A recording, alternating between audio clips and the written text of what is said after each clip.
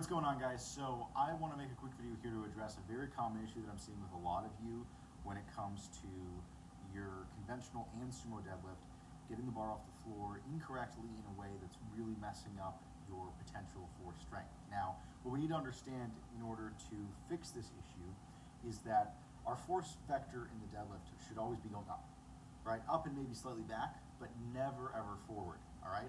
And where we run into this issue is when athletes are preparing for their deadlift, they want to get the benefit of that stretch reflex in the hamstrings.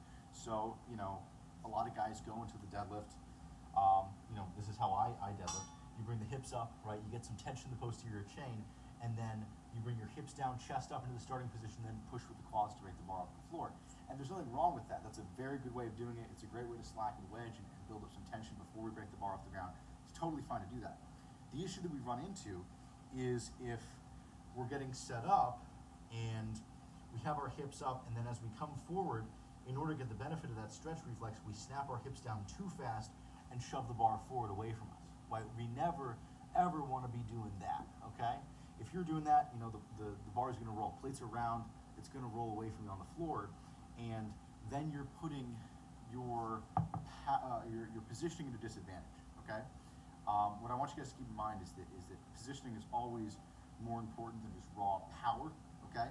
It's always going to benefit you to prioritize what you're doing and how you're doing it over versus just trying really hard and trying to produce as much force as possible.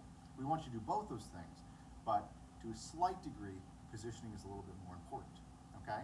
Which is why we need to slow down, bringing our hips back to that start position and bringing our chest up so we don't knock the bar away from us. The stretch reflex lasts for up to 4 seconds. Yeah, it's 4 seconds.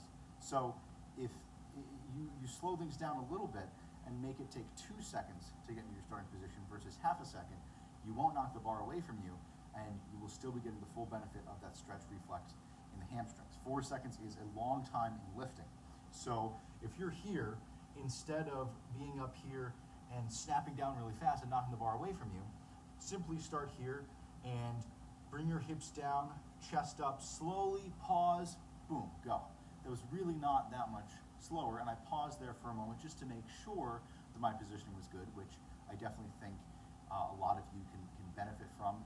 But that is going to provide me with just as much stretch reflex, just as much benefit power-wise from the hamstrings and sort of loading them prior to the rep as if I were to do it really fast without the risk of losing positioning. So I hope this makes sense to you guys. If you have any questions, let me know. But other than that, have a good one.